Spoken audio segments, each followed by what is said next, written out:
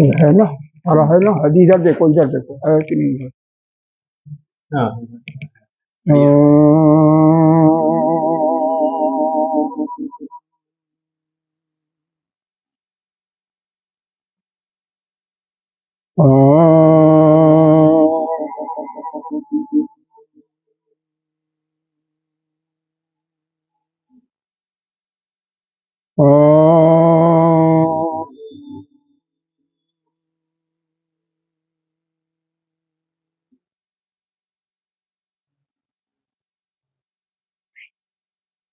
शंकरं शंकराचार्यं केशवं बादरायणं सूत्रभाष्यकृतौ वन्दे भगवन्तौ पुनः पुनः।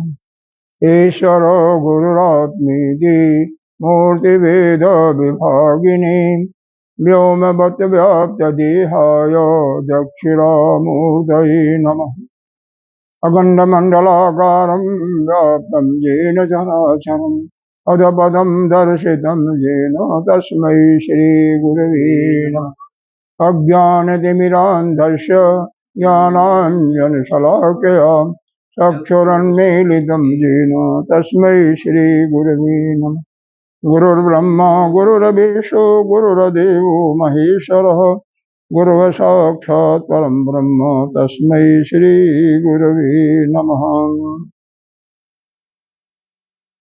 त्वमेव माता च पिता त्वमेव बन्धो च सखा त्वमेव विद्या द्रविणं त्वमेव सर्वं मम देवदेव।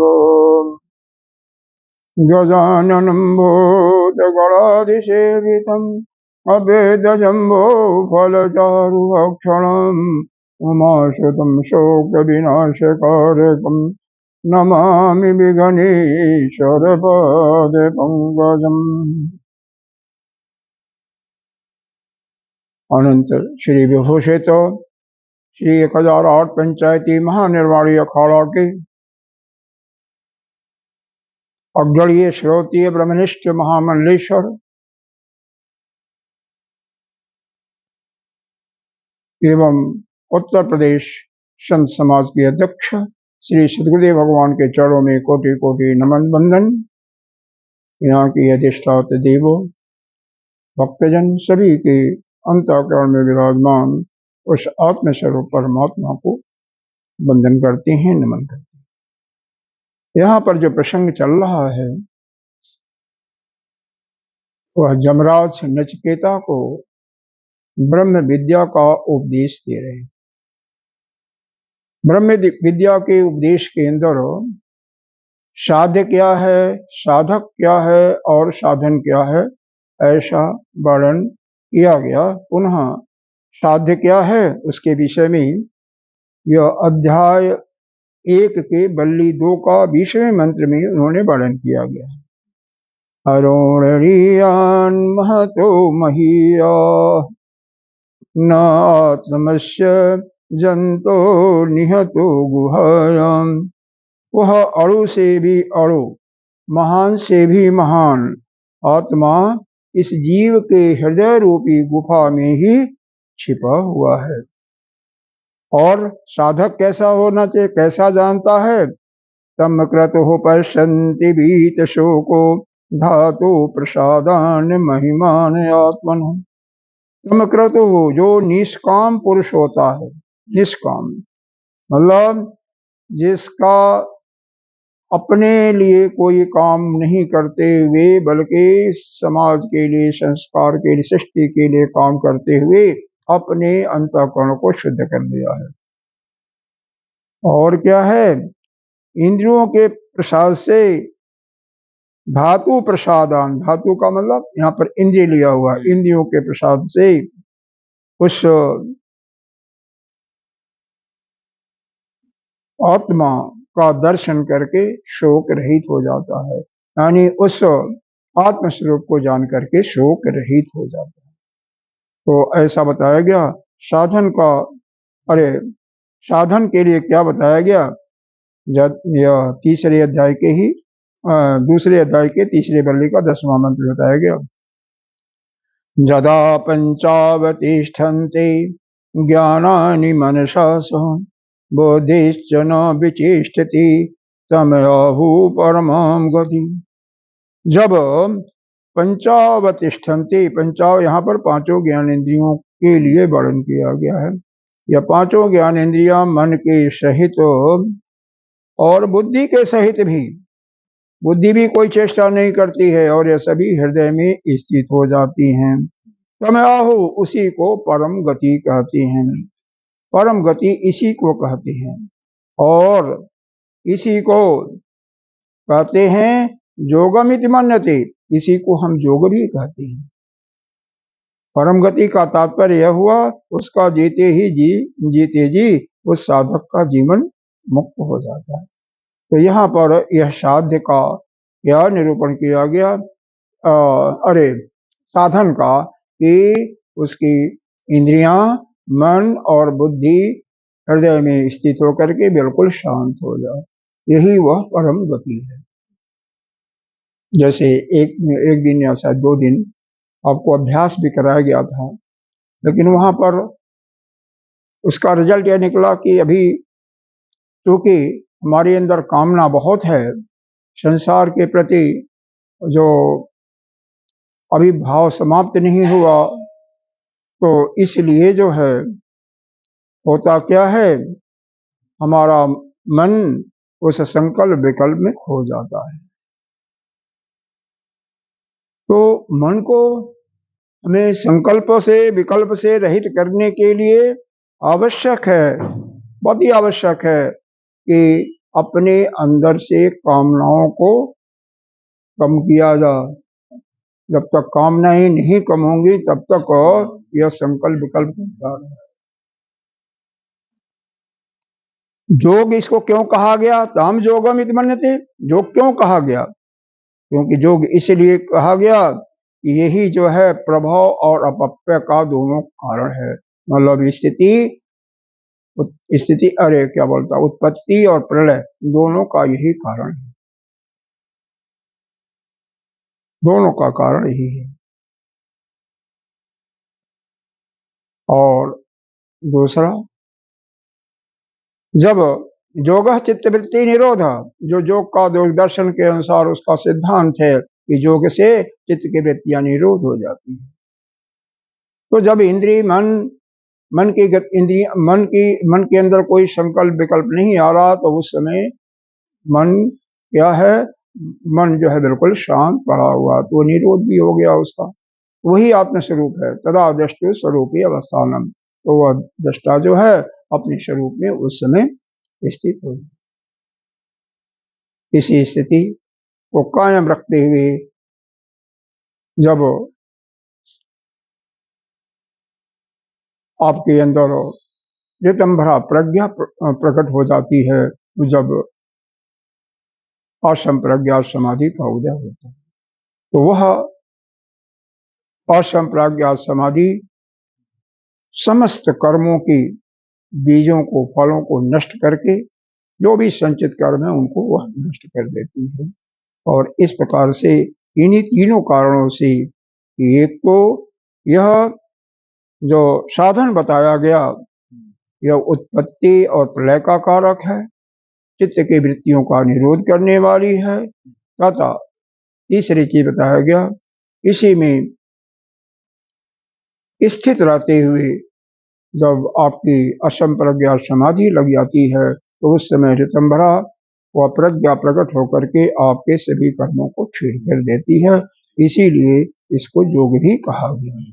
ये ऐसा यहाँ पर भाष्यकार ने एक इसको हमेशा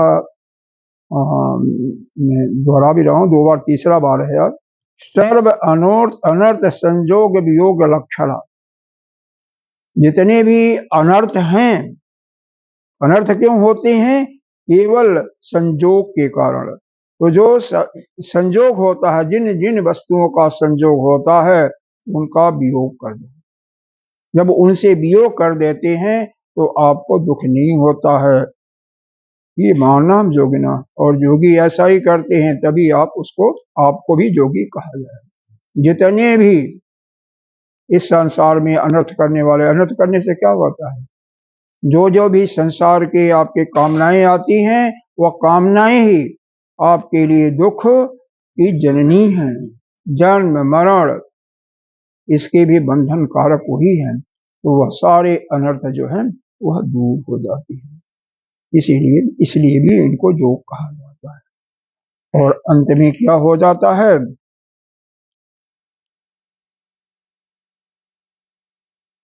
यह जोगी जो है, ऐसा जो होती है जोगी है, वह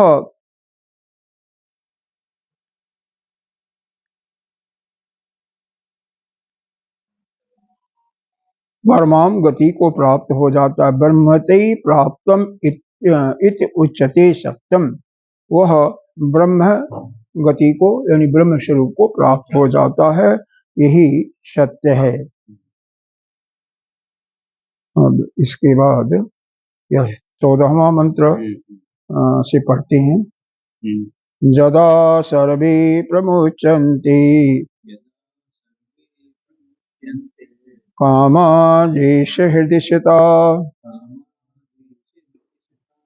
अथ मर्तो अमृतो भवति यत्र ब्रह्म समश्नुते। यदा सर्वे प्रभिदन्ते हृदयस्य इह ग्रंथियां अथ मर्तो अमृतो भवति एतावत् विद्धि अनुशासनम्।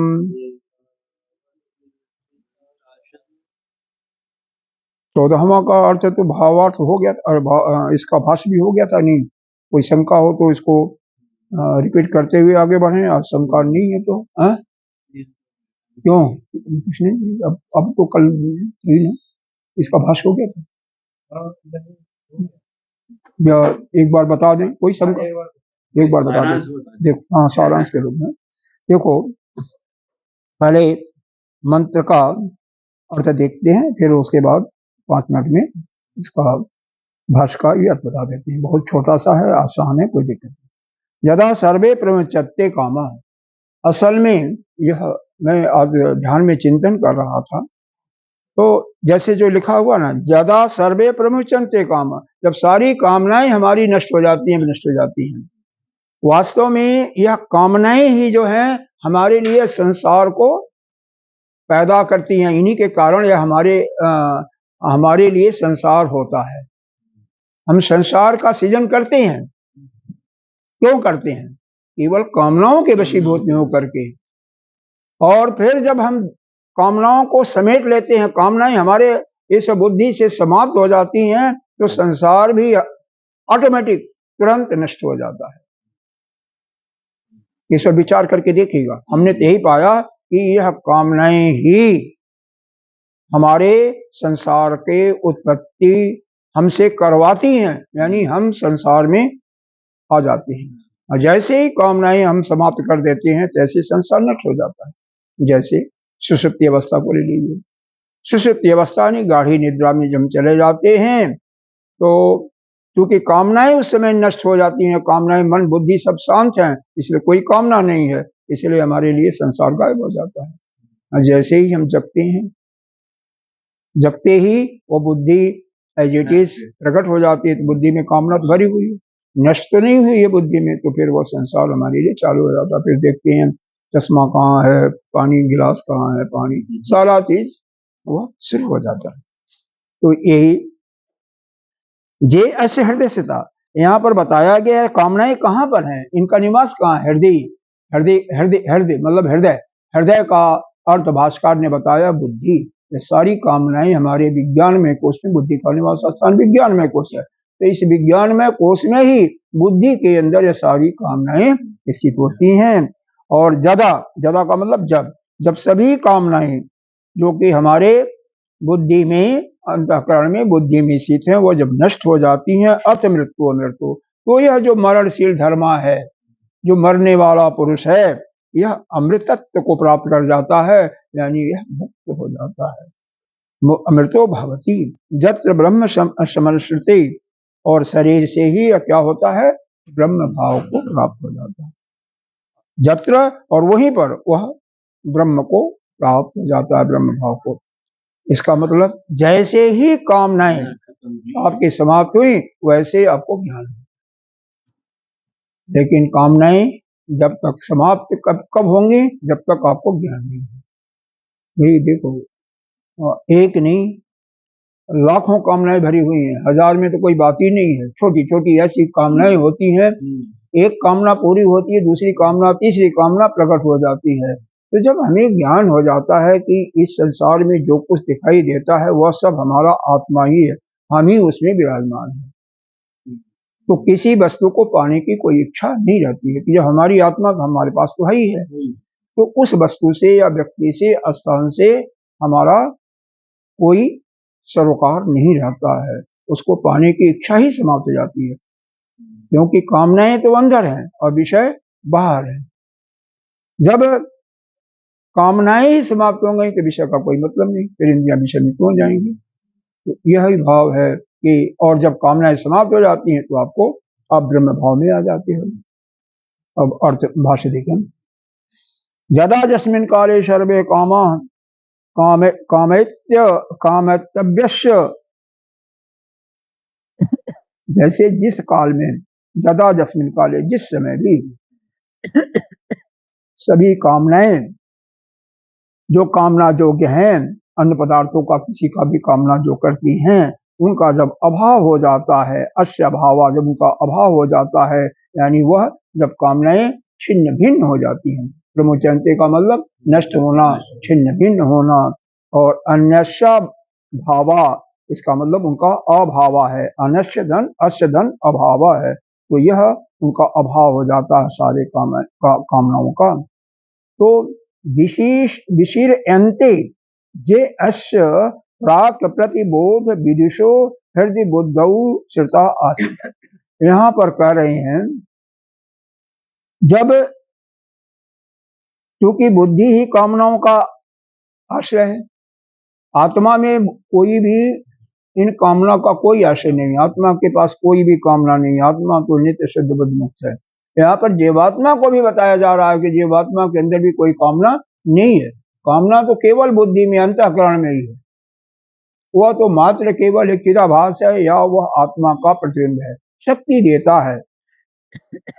अंतर यही है कि शरीर से अपना तादात्म्य बना लेता है, इसलिए उसके अंदर ग्रंथि पैदा हो जाती है इसकी कर्ता भोक्ता और जिज्ञासा की, और इसीलिए सुखी दुखी होता रहता, बाकी उसके अंदर है कुछ नहीं।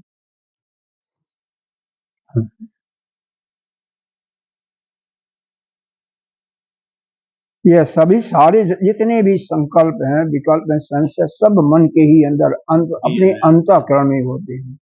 काम संकल्प, जब उपनिषद में बताया गया स्थिति में, काम और संकल्प कहाँ होते हैं, केवल अपनी बुद्धि में, हृदय में। आत्मा यानी जीवात्मा के अंदर कुछ भी नहीं है।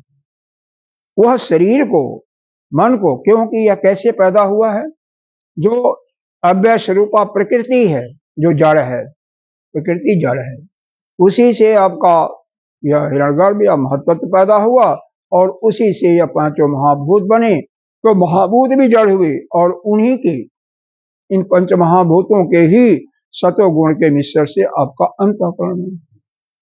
तो वास्तव में, और उनके तमोगुण से यह दिखाई देने वाला शरीर बना।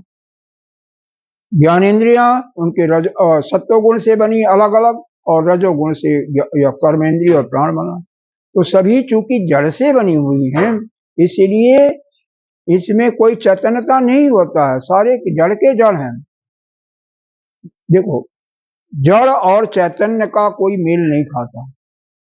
यहाँ पर यह है कि उस चैतन्यता से, चेतन जो शक्ति है, उससे केवल शक्ति लेकर के अपना काम कर रहे हैं, बाकी हमारा उनका कोई सरोकार नहीं है, कोई मेल माल नहीं है। लेकिन हम तो कर ही लेते हैं ना, थोड़े अच्छी तरीके से करते हैं, इतना घुल मिल जाते हैं कि बस उसको छोड़ने का, हाँ, कितना भी बनाओ हो जाता है, क्या करोगे। प्रभु की लीला नहीं है, यही तो गुरुदेव डांट देते हैं इस पर, प्रभु की लीला कुछ नहीं है। हाँ, अपनी लीला है, मनुष्य की भी लीला नहीं अपनी लीला है। देखो जब आपको इसी में कहीं आया है मंद ब्रह्मज्ञानी, हाँ शायद अगले मत में आया होगा।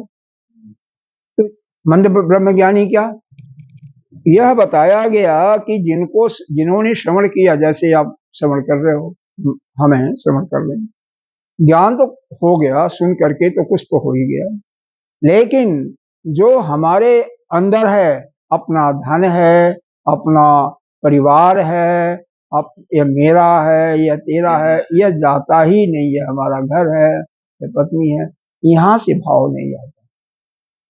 नहीं तो वहां पर है ना, फिर इसलिए कहाँ से कम न जाएगी। जितना ही जिसका संबंध रहेगा, जितना ही जिसके रिश्तेदार होंगे, मित्र होंगे, उतना ही वो दुखी होगा बस। तो यह श्रुति का वाक्य भी है, बृहदारण्यक उपनिषद का, और यहाँ पर भी बताया गया कि सारी जितनी भी यह जो कामनाएं हैं बोध होने के पूर्व, यह प्राक प्रति, एक शब्द आया है प्राक प्रति बोध विदुषु, विदुषु का मतलब जब तक ज्ञान हुआ उसके पहले, प्राक माने पहले, जो भी कामनाएं हैं, जो कामनाएं हैं वह कहाँ रहती हैं, हृदय का मतलब बुद्धि में ही, बुद्धि के ही आश्रय में रहती हैं, यह आत्मा में नहीं रहती हैं। बुद्धि ही काम नाम आश्रयो न आत्मा, आत्मा में नहीं है, बुद्धि में ही इनका आश्रय है। और बृहदारण्यक उपनिषद में कहता है सारे काम संकल्प यह अपनी बुद्धि में है। अथ तदा, तब फिर क्या बात है, मर्त्य प्राग बोधात, मतलब जो आत्म साक्षात्कार, प्राक बोधात माने आत्म साक्षात्कार, बोध माने अनुभव होना, तो प्राक मतलब वह जो आत्मा का बोध होने से पहले, आशीष प्रबोध उत्तर कालम अविद्या काम कर्म लक्षणस्य मृत्यु विनाशाद अमृतो भवति। तो जब उसको ज्ञान हो जाता है, प्राग से पहले जो कामनाएं थी, कामनाएं ही नहीं थी, बल्कि जो कामनाओं में वह आसक्त था पहले, वह तो सारे कामनाओं से, सारे कर्मों से, जो जन्म मरण बंधन का है, सबसे वो आसक्त था। लेकिन प्रबोध उत्तर काल, जब उसका ज्ञान हो चुका, उसके बाद यह सारी अविद्या, काम कर्म, इनका लक्षण और उसका मरणशील रूपी धर्म सब क्या हो जाता है, नष्ट हो जाता है, और वह अमृत स्वरूप हो जाता है। यहाँ पर भाव इसका मतलब यह है, जब ज्ञान नहीं हुआ, जब तक, और मान लीजिए हम सुन रहे हैं, ज्ञान अभी नहीं हुआ, तो इसके पहले हमारे अंदर यह अविद्या भी है, काम भी है, कामना भी है, और कर्म भी है, और इनके फल स्वरूप सारा जन्म मरण इत्यादि का सुख दुख सब पड़ा हुआ है। लेकिन जैसे ही ज्ञान हुआ, कैसे ज्ञान हुआ, आचार्य के पास आप गए, आपका अंतःकरण शुद्ध है, और आचार्य ने बता दिया कि भाई यह संसार में जो कुछ है ना, सब केवल परमात्मा ही है, वही ब्रह्म है, और उसके अलावा और कोई नहीं है, यही ज्ञान है, और कुछ नहीं है, लंबा चौड़ा नहीं है।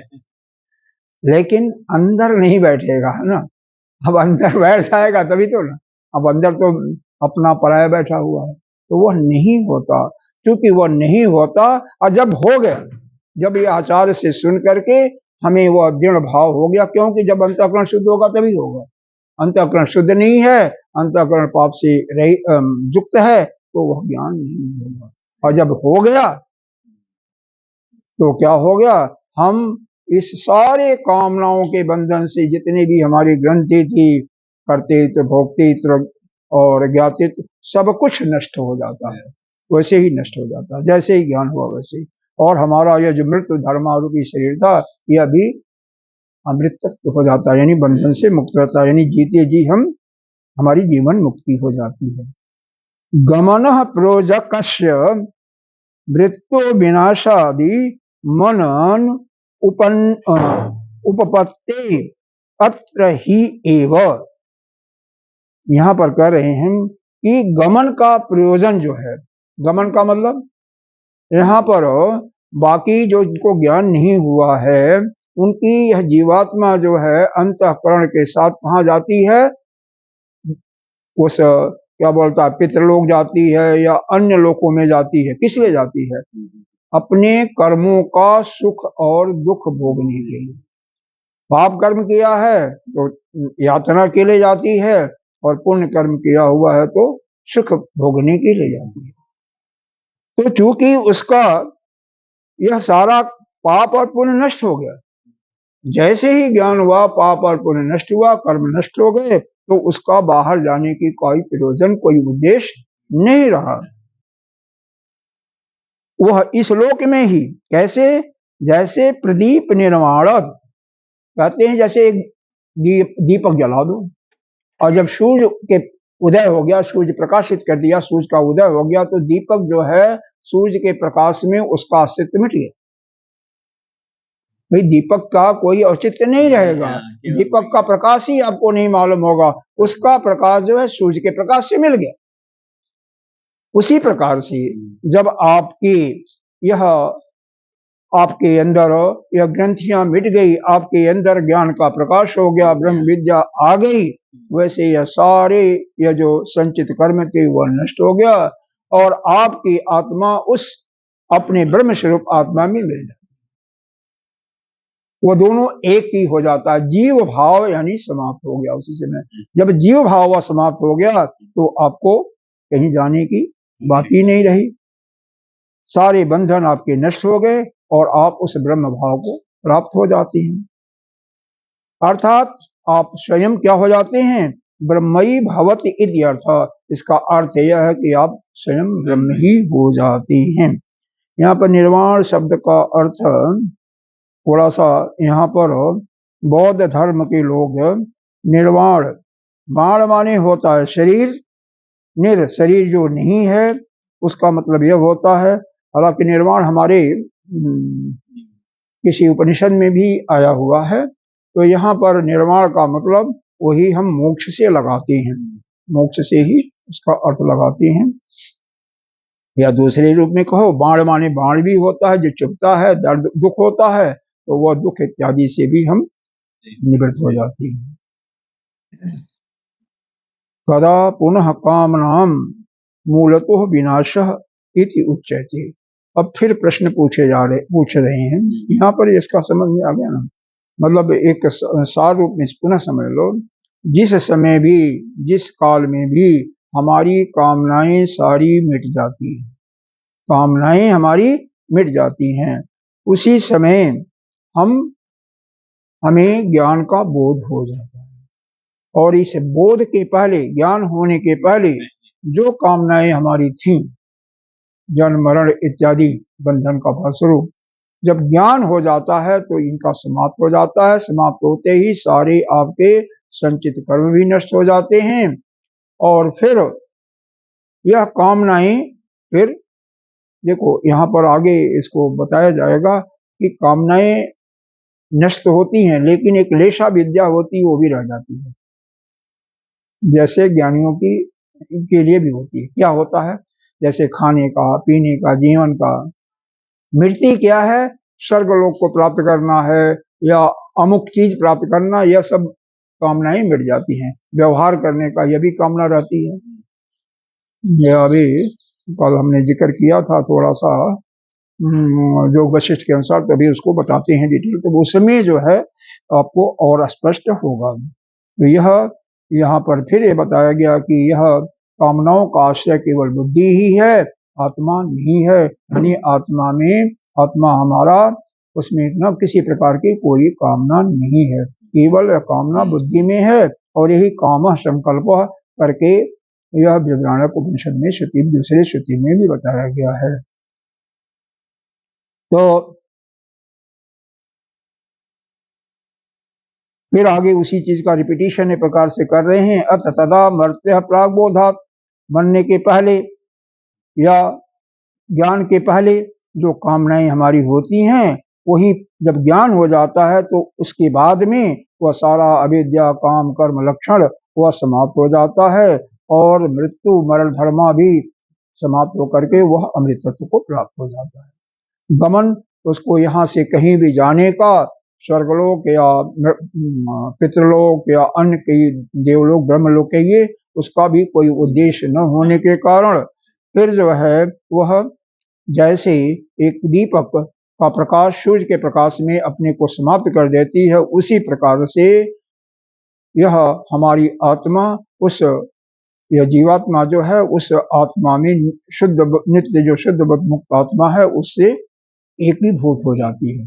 बस उसमें एकीभूत हो गया और वह ब्रह्म स्वरूपा ब्रह्म ही भवति इत्यर्थ, वह ब्रह्म ही हो जाता है, इसका अर्थ है बताया। फिर प्रश्न आता है कि कदा पुनः कामना मूल, तो मूल से जड़ से इसका विनाश कम होता है, तो उसके लिए अगला मंत्र है यदा सर्वे प्रविदन्ते। ये दोनों ये प्रकार से फलश्रुति है, दोनों में कामनाएं समाप्त की जा रही हैं और कामना के समाप्त होने के बाद हमारा ज्ञान की उत्पत्ति हो रही है, तो इसमें भी लगभग मिलता जुलता है।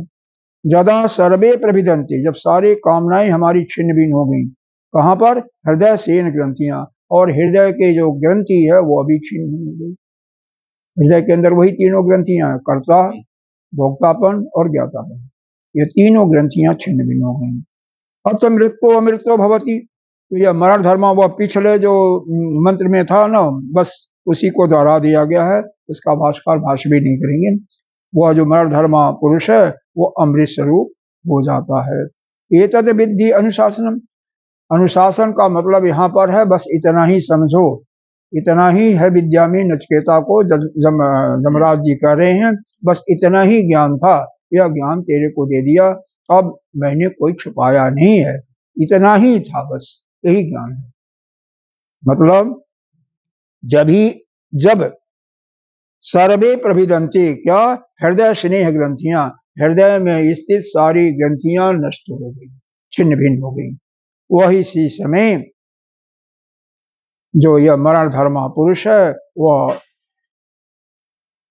जीवन मुक्त हो जाता है, यानी अमृत स्वरूप हो जाता है। और इतना ही ज्ञान हमें देना था, वह तुम्हें नचिकेता हमने दे दिया। यहाँ पर जो हृदय की ग्रंथियां नष्ट हो गई, इसके साथ ये भी जोड़ सकते हैं कि उसके अंदर जो कामनाएं थी, अविद्या था, कामना था और कर्म, वो सब कुछ नष्ट हो गया, साथ साथ एक ही नष्ट हो जाता। अब इसके भाष्य के पहले यह थोड़ा सा बता दूं। देखो यहाँ पर वह पुरुष जन्म जिसकी कामनाएं समाप्त हो गई, पूरा नहीं समाप्त होती हैं, एक लेशा, जैसे हींग है ना, हींग की डिब्बी देखो, हींग उसमें से आपने सारा निकाल दिया तो उसमें फिर भी गमक महक रहती है, सुगंध रहती है, उसी को कहते हैं लेशा। शास्त्रीय शब्द में उसको कहा जाता है लेशा विद्या, वह लेश के रूप में वह रहता है। ऐसे ही जो हमारे ज्ञानी पुरुष हो गए हैं उनमें भी यह रहता है, कब तक रहता है उसका भी एक समय होता है, उसको भी आगे साधना करके निकाल दिया जाता है। तो यहाँ पर योग वशिष्ठ का सहारा लेकर के बताया जा रहा है कि 7 प्रकार के हमारे ज्ञान की श्रेणियां बनाई गई हैं। पहला है शुभेच्छा, अब एक एक करके बताते चलते हैं, नाम तो कल बता ही दिया था। शुभेच्छा का मतलब जिसको कहीं सुना कि हम आत्मा हैं, तो उस आत्मा के बारे में उसको जानने की इच्छा हुई, मतलब शुभ का मतलब शुभ, अच्छा, अच्छा का, और यह अमुक काम करना गलत है, पाप है, तो उसको शुभ कर्म करने की इच्छा हुई, यानी विशेष करके आत्मा को जानने की इच्छा हुई, तो वह सत्संग में जाना शुरू करता है, अभी तो नहीं। और फिर उसके बाद दूसरी स्टेज होती, बस इतना ही है, जो नए नए आते हैं उनको शुभेच्छा कह सकते हैं, बशर्ते वह पीछे मुड़ करके नहीं थे। और बाद में शुभेच्छा, शुभेच्छा का मतलब उन्होंने यह परीक्षलोकान कर्म चित्तान ब्राह्मणो निर्वेद माया नास्तकृत कृतेन तद विद्धि स गुरुमेवाधिगच्छति, समत्वाणी श्रोत्रिय बनिष्ठम। तब उसके बाद उसको यह जानने की इच्छा हुई तो वह गुरुदेव के पास जाता है, ऐसे समत्वाणी के साथ। और ऐसा गुरुदेव जो कि श्रोत्रिय और ब्रह्मनिष्ठ हैं, उनके पास जाकर के ज्ञान प्राप्त करने की इच्छा से और नियमित इसका ज्ञान करना शुरू कर देता है। जैसे हम सब इसी श्रेणी में आते हैं, शुरू कर दिए हैं, तो इसको द्वितीय अवस्था कही जाती है। इसको विचारणा या कुछ लोग सुविचारणा भी कहते हैं। अब इसके बाद तीसरी अवस्था आती है, जब यह करते करते आप श्रवण मनन कर रहे हैं, निध्यासन भी कर रहे हैं और अपना ध्यान साधना भी कर रहे हैं और पूजा पाठ भी कर रहे हैं, सब कुछ काम आपका चल रहा है, यज्ञ भी कर रहे हैं, तो आपका यह जो कामनाएं थी ना, जैसे कल आप ही तो बता रहे थे ना, कृष्ण आप ही बता रहे थे, कामनाएं नहीं, कुछ और ज्ञान की बातें शायद बता रहे थे, कामनाएं क्षीण होती जाती है। कामना तो है, तो कामनाएं तनु रूप में होगी। तनु मतलब छोटे रूप में होगी। जैसे बीज है, कोई बीज अंकुरित हुआ तो जब बड़ा हो जाएगा तो बड़ा पौधा नहीं बना, छोटा सा वैसे हो गया, छोटे रूप में हो गया।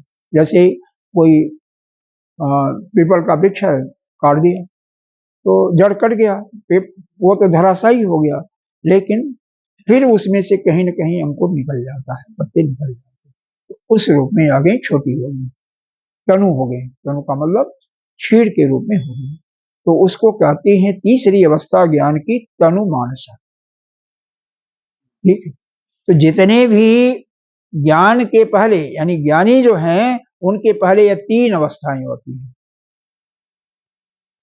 क्या क्या? शुभेच्छा, सुविचारणा और तीसरी तनुमानसा। ये तीनों अवस्थाएं अज्ञानी की मानी जाती हैं। वहां पर अज्ञानी और ज्ञानी में भेद बस इतना ही है।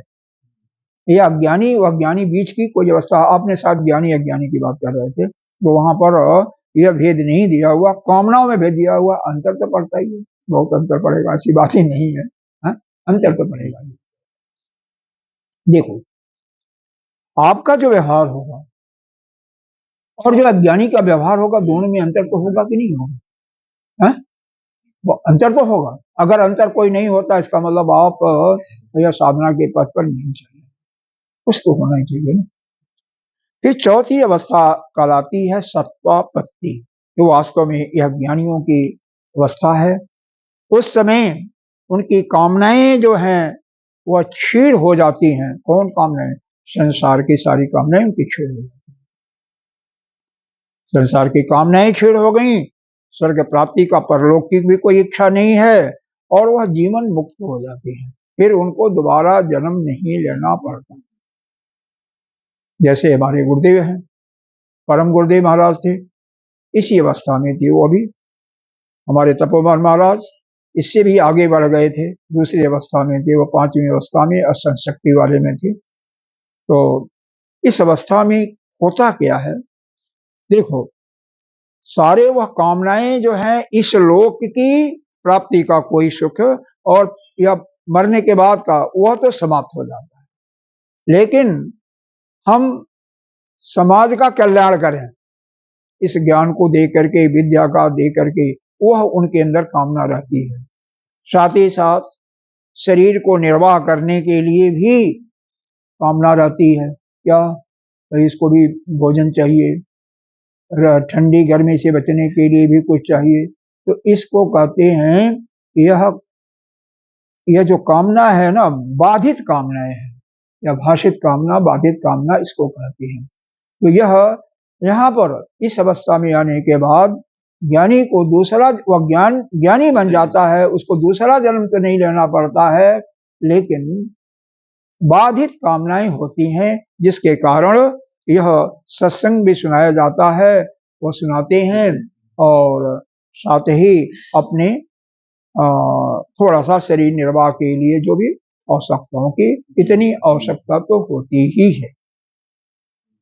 इसको कहते हैं कामना का नष्ट, वह व्यक्ति जीवन मुक्त हो गया, वह ज्ञानी हो गया, जीवन मुक्त हो गया, कामनाएं नष्ट हो गई। लेकिन अब यही प्रश्न उठा कि समूल से कैसे नष्ट होती हैं, कब नष्ट होती हैं? पूरी तरह से। तो तो यहाँ पर तत्व ज्ञान की प्राप्ति होगी।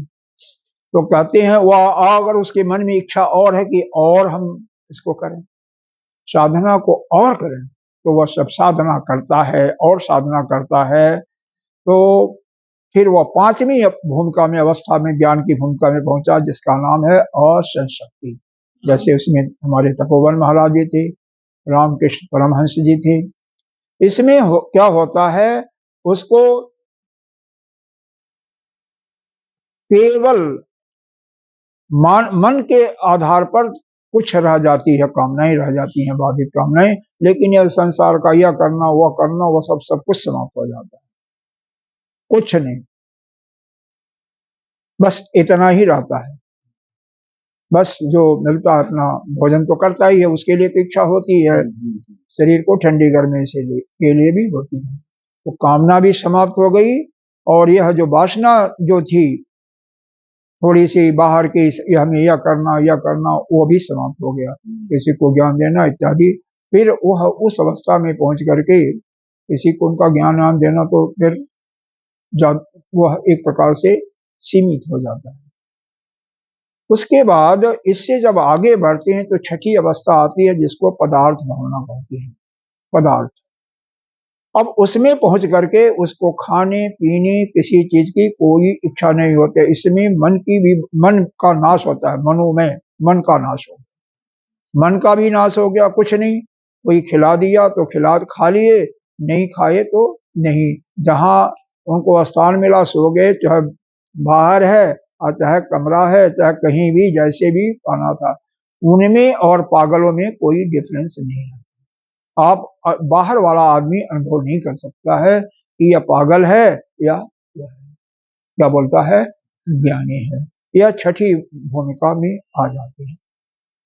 मतलब वह किसी भी, उनको किसी से कोई मतलब नहीं रहता, कोई नहीं, न शरीर से, शरीर को कुछ चाहिए, मन को, पेट को, मतलब प्राण को, और न तो शरीर को सुख सुविधा के लिए भी, न कपड़ा पहनना नहीं पहनना, किसी चीज से कोई मतलब नहीं, स्नान करना नहीं करना कोई मतलब नहीं। बाहर का कोई व्यक्ति, कोई शिष्य या कोई भी है, कुछ खिला दिया तो मुंह चबा लेते हैं और कुछ नहीं कर पाते। हाथ धुलाया, हाथ भी धो लेते हैं, बस इतना हो जाता है। तो तत्व का बोध हो गया, तत्व का हो गया, कामनाओं का नाश हो गया। उसके बाद जो वासनाएं थी, उन वासनाओं का भी बिल्कुल नाश हो गया। और फिर इधर मन का भी नाश हो गया। मन का भी नाश हो गया तो इस अवस्था आ जाती है पागलों जैसी। और उसके बाद जब अगली भूमिका आती है, जिसको सातवीं भूमिका कहते हैं, वह कहते हैं तुरीय अवस्था। उसमें तो हमारे सदगुरु भगवान ने बताया है, कोई महीने 2 महीने ज्यादा नहीं जिंदा रहता, क्योंकि उसमें तो खाना पीना सब कुछ बंद हो जाता है, किसी चीज की कोई आवश्यकता नहीं उसको, और जिंदा भी नहीं रहता, कुछ दिन तक ही चल पाता है। उसके बाद जय सिया राम। यह ज्ञान की अवस्थाएं हैं। तो अब इसी के रूप में इनका, अब हम कौन, हाँ तपोवन पांचवी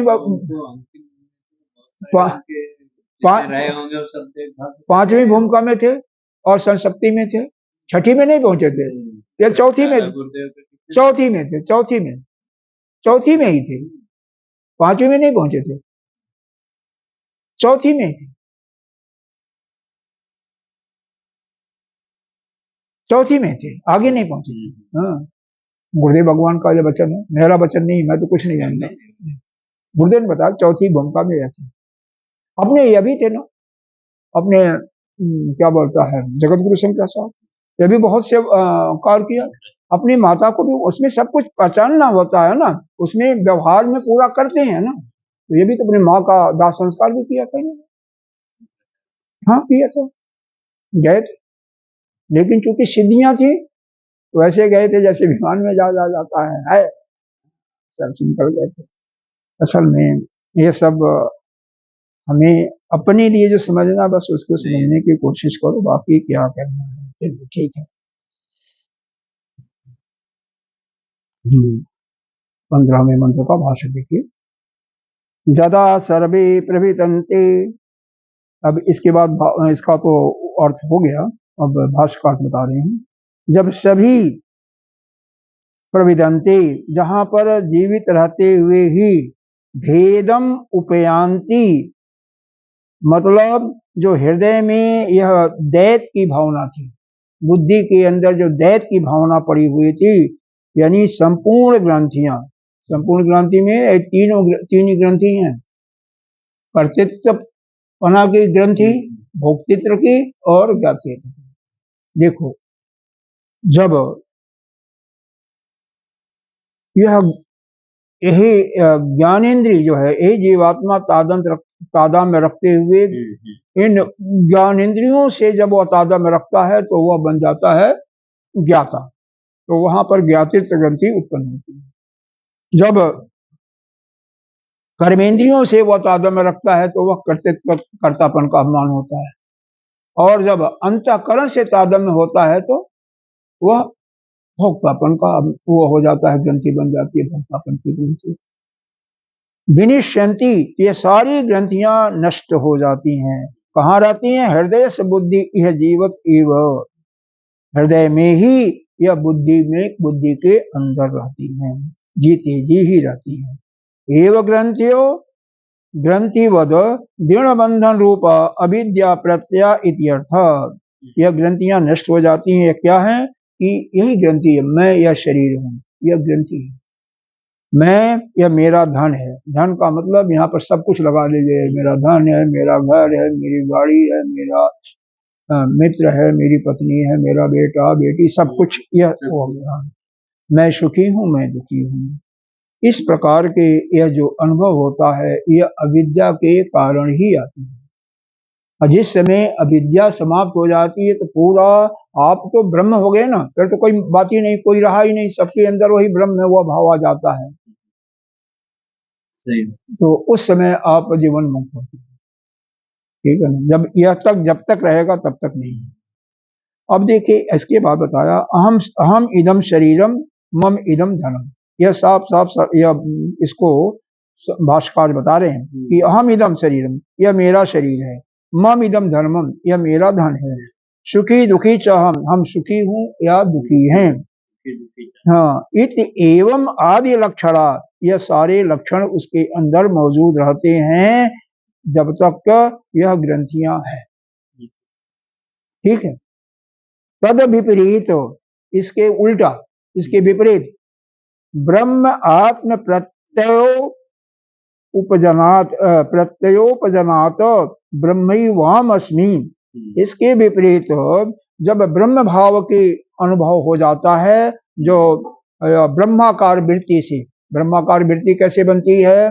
जब आप यह चिंतन करते रहते हैं, अहम ब्रह्मास्मि तत्त्वमसि, कि मैं ब्रह्म ही हूँ, और शरीर से ऊपर जो बताया गया वह सारा छोड़ देते हो कि यह मेरा तेरापन, यह बिल्कुल समाप्त हो जाता है।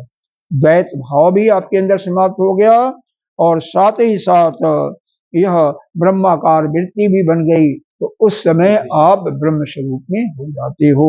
और संसारात इति, तो उस समय यह जो संसारियों के अंदर जो यह ग्रंथियां होती थी, सब कुछ नष्ट हो जाती हैं। विनष्टे अविद्या ग्रंथेषु तन्निमित्ता, तो वह सारी ग्रंथियां आपकी नष्ट हो जाती हैं, और आप क्या हो जाते हो? असंसारी ब्रह्म। असंसारी ब्रह्म क्या मतलब? आपका संसार से कोई प्रयोजन नहीं रहा। सारी जितनी भी कामनाएं हैं, तन निमित्त कामा मूलतो विनश्यति, उसके निमित्त जो भी कामनाएं होती हैं, वासनाएं होती हैं, सब जड़ से समाप्त हो जाती हैं। इतना समझ में आ रहा है? बड़ा कठिन तो नहीं है ना? मतलब जब सारा जदा सर्वे प्रविदन्ते भेदम, जो भी यह भेद दृष्टि से जो आपके बुद्धि के अंदर यह ग्रंथियां उत्पन्न हुई थी, कर्तापन की, ज्ञातापन की या भोक्तापन की, वह सारी की सारी ग्रंथियां मूल से जब नष्ट हो जाती हैं। ग्रंथयो ग्रंथवित दृढ़ बंधन स्वरूप, और कैसे होती हैं? अविद्या के कारण ही होती हैं। अविद्या के कारण होती हैं। वो ग्रंथियां क्या हैं, उनका यह बताया गया कि मैं शरीर हूँ, यह मेरा धन है, यह मेरा पुत्र इत्यादि है, मैं सुखी हूँ दुखी हूँ। अब इसके विपरीत, इसके उल्टा बता रहे हैं। उल्टा क्या है कि आपने अशरीरी अपने ब्रह्म को मान लिया, आपने महावाक्यों का चिंतन कर रहे हैं। उन महावाक्यों के चिंतन के साथ साथ एक वो बनता है, क्या बोलता है, जिसको ब्रह्माकार वृत्ति कहती है, वह ब्रह्माकार वृत्ति बन जाती है। उस ब्रह्माकार वृत्ति के फलस्वरूप आपके जितनी भी ग्रंथियां थी, जितने भी आपके संचित कर्म थे, वह सब कुछ नष्ट हो जाते हैं। 3 प्रकार के कर्म होते हैं मूल रूप से, संचित, प्रारब्ध, प्रारब्ध नहीं नष्ट होता है, और आगामी, आगामी भी नष्ट नहीं होता है। आगामी, संचित तो नष्ट हो गया, जो अगले बंधन का कारण था। आगामी भी आगे बंधन का कारण होता है, लेकिन आगामी जो है, जो शरीर की सेवा करते हैं, वो ले जाते हैं पुण्य, क्योंकि आगामी में पुण्य पाप तो दोनों रहेगा तब तक, और पाप जो उसका निरादर करते हैं वो। तो इस प्रकार से सारे कर्म, और जो प्रारब्ध बचा उसको भोगना ही पड़ता है, जब तक शरीर को भोगना ही पड़ेगा। तो यही बताया गया। और जो संसारी जो ब्रह्म बन गया, वही संसार में रहने वाला जब ब्रह्म बन गया, तो उसकी सारी ग्रंथियां और उसके सारी कामनाएं, उसके जन्म होती हैं, सब नष्ट हो जाती हैं। और वह जो मरण धर्मा था, वह अमृत स्वरूपा हो गया। यानी अमृत स्वरूपा हो गया मतलब वह संपूर्ण वेद वेदांतों का जो आदेश है, उसके अनुसार वह, उसके अंदर जो है जीव भाव समाप्त होकर के ब्रह्म भाव प्रकट हो गया। वेद वेदांत मात्रम न अधिक अधिक अस्ति, यह शंका कर्तव्य अनुशासनम अनुशिष्ट उपदेश। कह रहे हैं यह सारे वेदांतों का यही अनुशासन है, बस इतना ही है कि आपकी सारी ग्रंथियां नष्ट हो जाएं। ये नचिकेता से कह रहे हैं। कौन कह रहे हैं? जमराज जी। तब वह सत्य अमर हो गया। तो बस इतना ही, संपूर्ण जितने भी वेद हैं हमारे, उनका यही सार है, बस इसके अलावा और कुछ नहीं था। और ऐसा आशंका नहीं करना चाहिए कि इसके अतिरिक्त और भी कोई ज्ञान है। यहाँ सभी सर्व वेदांत जो यह बताया गया, सर्व वेदांता, इसका मतलब यह अपने मन से उसको जोड़ लीजिए, क्योंकि मंत्र में नहीं आया है, तो सभी वेदों का यही सार है।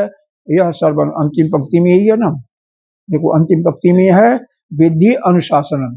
तो अनुशासनम का मतलब यहाँ पर यह भी लगा लो, सर्व वेदांत के सार के अनुसार इतना ही शिक्षा देना चाहिए था मेरे को, और इतना शिक्षा मैंने दी। यह यहाँ पर इस मंत्र का अर्थ पूरा हो जाता है।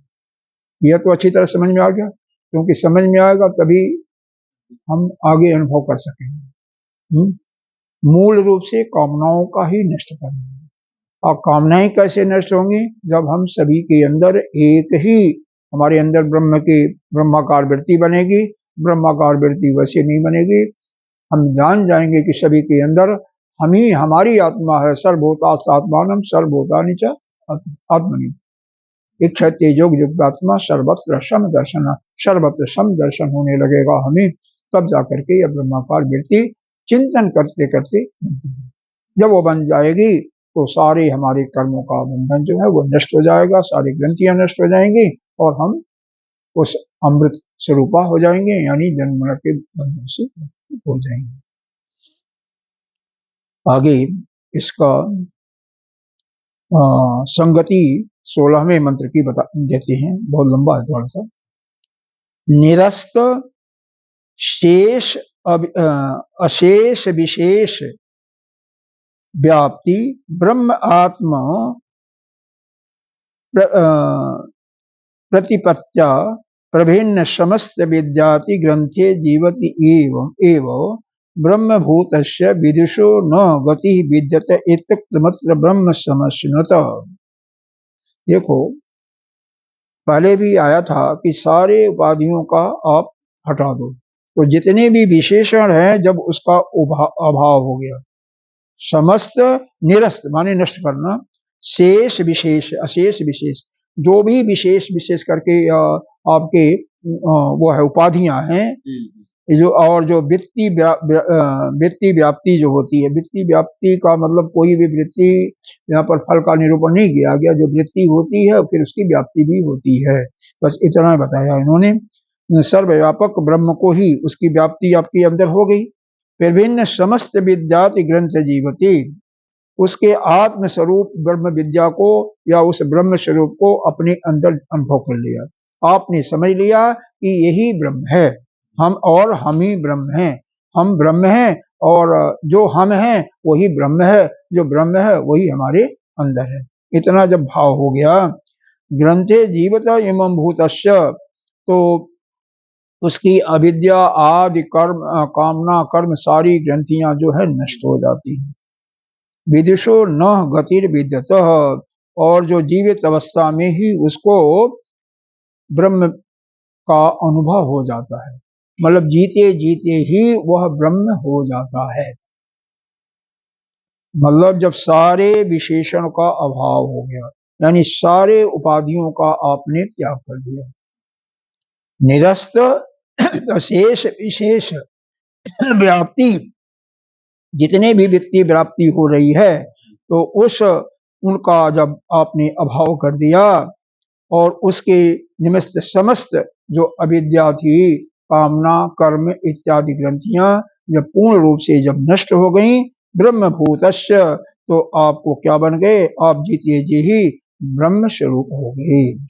एतुक्त ब्रह्म अस्मनतम एतुक्त बात, इसका मतलब आप स्वयं ब्रह्म के रूप में हो गए, आप स्वयं ब्रह्म थे और हुए भी नहीं कुछ, केवल आपका जो अज्ञान था उसका पर्दा हट गया, क्योंकि आप तो ब्रह्म है ही हो, ब्रह्म के अलावा तो कुछ है ही नहीं है। लेकिन हमारे अंदर एक शंका हो गई है कि हम जीव हैं या हम शरीर हैं, वह शंका ज्ञान से ही नष्ट होता है ना, क्योंकि यहाँ पर और कुछ तो है नहीं, कुछ करना नहीं है, ऐसा नहीं है कुछ करोगे तो कुछ पाओगे, यहाँ पर तो जो आपके ये अंदर एक अज्ञान का पर्दा पड़ गया है कि हम शरीर हैं या हम जीव हैं, तो आप दोनों नहीं है, तो यह जो भ्रम है आपके अंदर शंका हो गई, यह नष्ट हो गया, ज्ञान से ही नष्ट होता है, तो ज्ञान आपको प्राप्त हो गया।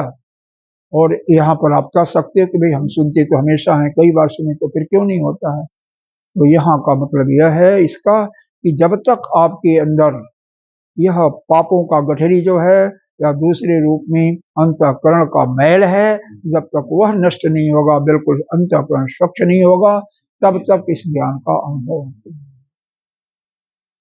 नहीं। तो कम से कम तो हमें तो ध्यान है कि 20-25 बार या 50 बार सुना होगा, क्योंकि अपने आप भी तो सुनते रहते हैं, लेकिन जब हमारा अंतःकरण जब तक मलिन रहेगा तब तक ये हमारे चित्त में ठहरेगा ही नहीं, तो वह भ्रम हमें बना ही रहेगा कि हम जीव हैं या शरीर ही हम हैं। अभी तक कितने देखो 90% तो या 95% तो शरीर को ही मानते हैं, 2-4% होते हैं जो अपने को जीव मानते हैं।